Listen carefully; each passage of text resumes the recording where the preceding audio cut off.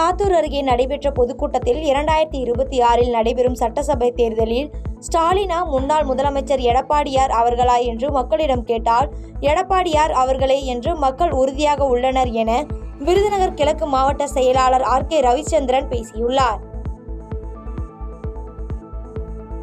வேலூர் மாவட்டம் குடியாத்தம் அருகே மடத்திற்குள் மர்ம நபர்கள் முகமூடி அணிந்து வந்துள்ளனர். இதனைத் தொடர்ந்து இவர்கள் சாமியாரை கொல்ல முயற்சி செய்வதாக சுவாமிகள் புகார் அளித்துள்ளதால் CCTV காட்சிகளை வைத்து போலீசார் விசாரணை மேற்கொண்டு வருகின்றனர்.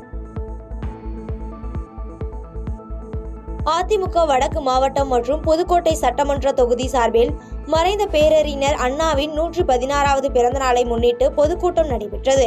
இதில் முன்னாள் சுகாதாரத்துறை அமைச்சரும் விராலிமலை சட்டமன்ற உறுப்பினரும் வடக்கு மாவட்ட செயலாளருமான C. விஜயபாஸ்கர் தலைமையில் நடைபெற்றது. தருமபுரி மாவட்டம் பென்னாகரம் அடுத்த பாப்பாரப்பட்டியில் தேமுதிக சார்பில் முப்பெரும் விழா நடைபெற்றது. இதில் மறைந்த புரட்சி கலைஞர் கேப்டன் விஜயகாந்தின் 72வது பிறந்தநாள் விழா, கட்சியின் 20ஆம் ஆண்டு விழா, பத்மபூஷன் விருது விழா ஆகிய முப்பெரும் விழா மேற்கு மாவட்ட செயலாளர் விஜயசங்கர் தலைமையில் நடைபெற்றது. காஞ்சிபுரம் பச்சையப்பன் ஆடவர் கல்லூரி மைதானத்தில் நடைபெறவுள்ள திமுக முப்பெரும் விழா மைதானத்தை காஞ்சிபுரம் தெற்கு மாவட்ட செயலாளர் மற்றும் சட்டமன்ற உறுப்பினருமான சுந்தர் பார்வையிட்டார். சாதுர் மாசிய விரதம் நிறைவு செய்து சங்கரமடம் திரும்பிய ஸ்ரீ சங்கர விஜயேந்திர சரஸ்வதி சுவாமிகளுக்கு வழிநெடுகிலும் பக்தர்கள் கோலாகலமாக வரவேற்பளித்தனர். நாமக்கல் மாவட்டம் பரமத்தி வேலூர் தாலுகா புதுப்பாளையத்தில் ஜெயஸ்ரீ மாருதி தேங்காய் நார் மில்லில் கடந்த 15 வருடமாக இயங்கி வருகிறது. இங்கு திடீரென தீ விபத்து ஏற்பட்டதால் 3 கோடி மதிப்புள்ள பொருட்கள் எரிந்து நாசமானது. மேலும் சம்பவ இடத்திற்கு வந்த தீயணைப்பு துறையினர் நீண்ட நேரமாக போராடி தீயை அணைத்தனர். நாமக்கல் மாவட்டம் ராசிபுரம் அருகே உள்ள பகுதியைச் சேர்ந்த சங்கர் என்பவர் குட்டையில் மீன் பிடிக்க சென்றுள்ளார். அப்பொழுது எதிர்பாராத விதமாக குட்டையில் மூழ்கியுள்ளார். அங்கு விரைந்த தீயணைப்பு துறையினர் 2 மணி நேரம் தேடுதலுக்கு பின் சங்கரை சடலமாக மீட்டு அவருடைய உறவினர்களிடம் ஒப்படைத்தனர். தேனி மாவட்டம் பெரியகுளம் அருகே அடைப்பு ஏற்பட்டு பாதாளை சாக்கடை நீர் சாலையில் வெளியேறி வருவதால் அப்பகுதி மக்கள் அவதிக்குள்ளாகியுள்ளனர். மேலும் இது குறித்து பலமுறை புகார் அளித்தும் நகராட்சி நிர்வாகம் எந்த நடவடிக்கையும் எடுக்கவில்லை என அப்பகுதி மக்கள் குற்றம் சாட்டியுள்ளனர். திருப்பத்தூர் மாவட்டம் வாணியம்பாடி அருகே டிராக்டரும் இருசக்கர வாகனமும் நேருக்கு நேர் மோதி விபத்துக்குள்ளானது. இந்த விபத்தில் இருசக்கர வாகனத்தில் பயணித்த நாசிர் என்பவர் சம்பவ இடத்திலேயே உயிரிழந்தார். இச்சம்பவம் குறித்து தகவல் அறிந்த வாணியம்பாடி கிராமிய காவல்துறையினர் விசாரணை மேற்கொண்டு வருகின்றனர். நீலகிரி மாவட்டம் உதகை லோயர் பஜார் பகுதியில் காய்கறி ஏற்றி செல்லும் லாரி மற்றும் சுற்றுலா வாகனம் மோதி விபத்துக்குள்ளான நிலையில் லாரி ஓட்டுநருக்கும் சுற்றுலா வாகன ஓட்டுநருக்கும் இடையே வாக்குவாதம் ஏற்பட்டது. இந்த வாக்குவாதம் முற்றிய நிலையில் சுற்றுலா வாகன ஓட்டுநர்கள் மார்க்கெட் வியாபாரிகள் சங்க நிர்வாகிகளை மிரட்டியதாகவும் தகாத வார்த்தைகளால் பேசியதாகவும் கூறி மார்க்கெட் வியாபாரிகள் சங்கத்தினர் காவல் நிலையத்தை முற்றுகையிட்டு புகார் அளித்து சென்றதால் பரபரப்பு ஏற்பட்டது.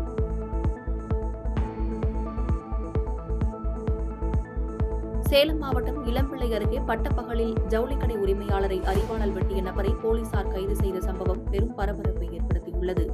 இந்நிலையில் ஜவுளிக்கடை உரிமையாளரை அரிவாளால் வெட்டிய CCTV வீடியோ காட்சிகள் வெளியாகி பரபரப்பை ஏற்படுத்தியுள்ளது.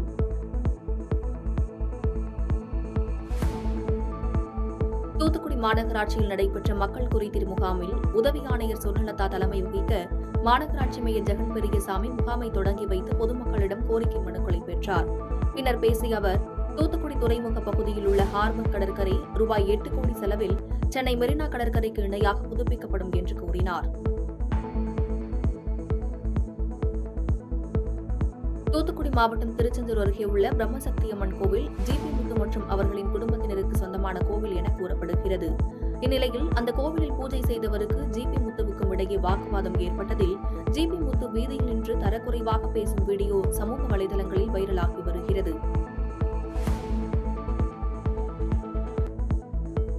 தூத்துக்குடி மாவட்டம் நாசரேத் அருகே உள்ள பட்டாசு ஆலை வெடி விபத்தில் உயிரிழந்த 4 பேர் குடும்பத்திற்கு இயக்குநர் மாரி செல்வராஜ் தலா 50,000க்கான காசோலையை வழங்கினார். வெடி விபத்தில் உயிரிழந்த முத்துக்கண்ணன் குடும்பத்தினருக்கு ஆறுதல் கூறுவதற்காக நேரில் வருகை தந்த மாரி செல்வராஜ் உயிரிழந்த மூவரின் வீடுகளுக்கும் சென்று ரூபாய் 50,000ற்கான காசோலையை வழங்கி ஆறுதல் கூறினார்.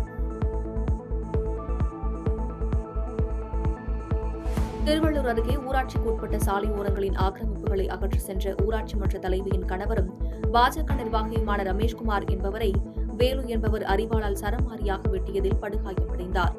இதுகுறித்து திருவள்ளூர் டிஎஸ் டவுன் மற்றும் தாலுகா போலீசார் வழக்கு பதிவு செய்து விசாரணை நடத்தி வருகின்றனர். இந்த சம்பவம் அந்த பகுதியில் பெரும் பரபரப்பை ஏற்படுத்தியுள்ளது. உடல்நலக்குறைவால் உயிரிழந்த திமுகவின் முன்னாள் அமைச்சர் க. சுந்தரத்தின் உடலுக்கு தமிழக முதல்வரும் திமுக தலைவருமான மு.க. ஸ்டாலின் மலர் வளையம் வைத்து இறுதி அஞ்சலி செலுத்தினார். அவருடன் அமைச்சர்கள் துரைமுருகன், பொன்முடி, ஆர். காந்தி, டி.ஆர். பாலு உள்ளிட்டோரும் அஞ்சலி செலுத்தினர்.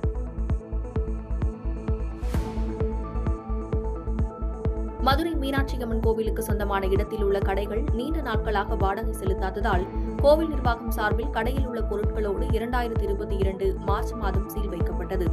இந்நிலையில் 3 ஆண்டுகளாகியும் கடை உரிமையாளர்கள் வாடகை நிலுவைத் தொகையினை செலுத்தாத காரணத்தால் சீல் வைக்கப்பட்ட கடைகள் திறக்கப்பட்டு கடைகளில் உள்ள பொருட்கள் ஜப்தி செய்யப்பட்டது. கன்னியாகுமரி மாவட்டம் பேச்சுப்பாறை பகுதியில் சுவாமிநாதன், சுகந்திராணி என்ற இருவரும் தங்கள் தொழிலை விரிவுபடுத்த சுமார் 12 பேரிடம் தலா 3 லட்சம் முதல் 30 லட்சம் வரை கடனாக பெற்றுள்ளனர். 3 மாதத்தில் பணத்தை திருப்பி தந்து விடுவோம் என கூறி குறிப்பிட்ட மாதங்களில் பணத்தை கொடுக்கவில்லை என பாதிக்கப்பட்ட மக்கள் தரப்பில் நாகர்கோவிலில் எஸ்பி அலுவலகத்தில் புகார் அளித்துள்ளனர். இச்சம்பவம் அப்பகுதியில் பரபரப்பை ஏற்படுத்தியுள்ளது.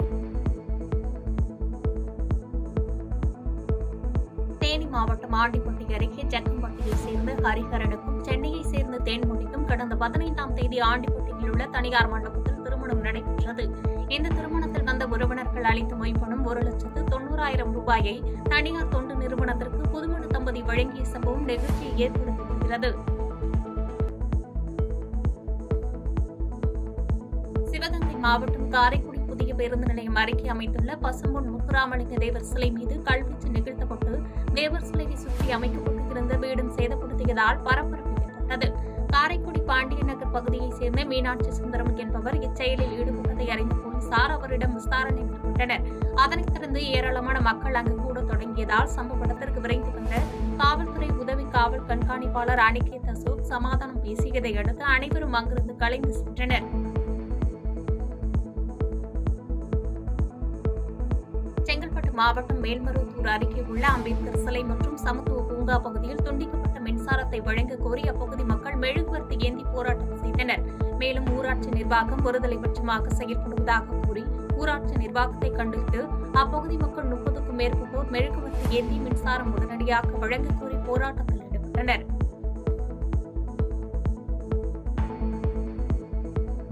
திருவண்ணாமலை மாவட்டம் செங்கத்தில் அறிஞர் அண்ணா 117வது பிறந்த நாளை முன்னிட்டு திருவண்ணாமலை தெற்கு மாவட்ட செயலாளர் அக்ரி கிருஷ்ணமூர்த்தி தலைமையில் நடைபெற்ற பொதுக்கூட்டத்திற்கு பொதுமக்களை 100 ரூபாய் கொடுத்து அழைத்து வந்ததாக கூறப்படுகிறது. பின்னர் பொதுக்கூட்டம் நிகழ்ச்சி முடிந்தவுடன் கூடுதலாக பணம் வழங்குவதாக கூறிவிட்டு 100 ரூபாய் மட்டும் கொடுப்பதால் பெண்கள் உள்ளிட்ட அனைவரும் மனவேதனையோடு அங்கிருந்து திரும்பி சென்றனர்.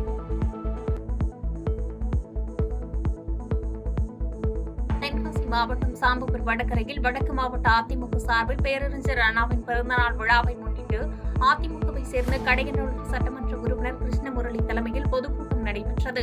இந்த கூட்டத்தில் அதிமுகவை சேர்ந்த முன்னாள் அமைச்சர் ராஜலட்சுமி, அதிமுக நிர்வாகிகள் மற்றும் ஆயிரக்கணக்கான தொண்டர்கள் பங்கேற்ற நிலையில் கூட்டத்தில் பேசிய கடையநல்லூர் சட்டமன்ற உறுப்பினர், கிராமப்புற மாணவர்கள் பயன்பெறும் வகையில் பாலிடெக்னிக் கல்லூரி அமைத்து தர தமிழக அரசிடம் கோரிக்கை வைத்த நிலையில் அதனை திமுக அரசு நிராகரித்ததாக குற்றம் சாட்டினார். மேலும் மக்களுக்கு தேவையான திட்டங்களை செய்வதில் திமுக அரசு அலட்சியம் காட்டுவதாகவும் தெரிவித்தார். கரூர் மாவட்டம் பள்ளப்பட்டி தனியார் மகாலில் அதிமுக உறுப்பினர்கள் அடையாள அட்டை வழங்கும் நிகழ்ச்சியில் முன்னாள் போக்குவரத்து துறை அமைச்சர் எம்.ஆர். விஜயபாஸ்கர் கலந்து கொண்டார். அப்போது 2026 சட்டமன்ற தேர்தலில் எவ்வாறு பணியாற்ற வேண்டும் என்பது குறித்து முன்னாள் அமைச்சர் உரையாற்றினார். இதற்கிடையில் திமுகவிலிருந்து விலகிய 50க்கும் மேற்பட்டோர் அதிமுகவில் தங்களை இணைத்துக் கொண்டனர். கடலூர் மாவட்டம் நெய்வேலி என்எல்சியில் பணியாற்றும் ஒப்பந்த தொழிலாளர்களுக்கு 20% போனஸ் வழங்க கோரி ஒப்பந்த தொழிலாளர்கள் இரவு முழுவதும் போராட்டத்தில் ஈடுபட்டனர். ஒப்பந்த தொழிலாளர்கள் தங்களுடைய செல்போன் லைட் அடித்து கண்டன முழக்கங்களை எழுப்பி சுரங்க நிர்வாக அலுவலகம் நோக்கி செல்ல முயன்றவர்களை போலீசார் தடுத்து நிறுத்தினர். பின்னர் தொழிலாளர்கள் இரவு முழுவதும் போராட்டத்தில் ஈடுபட்டனர். கடலூர் மாவட்டம் விருத்தாசலம் ஊராட்சி ஒன்றியத்திற்குட்பட்ட கவுன்சிலர்களின் கூட்டத்தில் கடந்த 1.5 ஆண்டு காலமாக கவுன்சிலர்களுக்கு வழங்கக்கூடிய ஒன்றிய பொதுநிதி வழங்காததை கண்டித்து கூட்டத்தில் பங்கேற்ற அதிமுக, திமுக, தேமுதிக உட்பட 13 கவுன்சிலர்கள் ஆத்திரமடைந்து வருகை பதிவேட்டில் கையெழுத்திடாமல் கூட்டம் நடைபெற்ற அரங்கில் உள்ளிருப்பு போராட்டத்தில் ஈடுபட்டனர். இதனால் விருத்தாசலம் ஊராட்சி ஒன்றிய அலுவலகத்தில் பரபரப்பு ஏற்பட்டது.